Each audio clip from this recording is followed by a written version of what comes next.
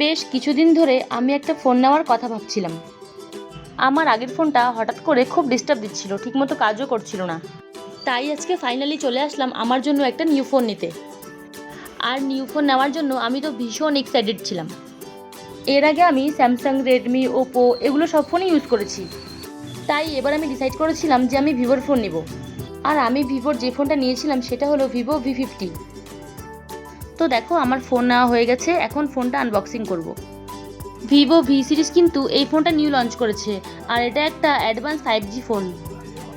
এই ফোনের মোট 3টে কালার আছে, যার মধ্যে আমি নিয়েছি রোজ রেড কালারটা। আমার তো ফোনটা ভীষণ ভালো লেগেছে, তোমরা জাস্ট ফোনটা একবার দেখো, ফোনটার ফ্রন্ট আর ব্যাক সাইডটা কতটা সুন্দর, খুব সুন্দর একটা ক্লাসি লুক দিচ্ছে।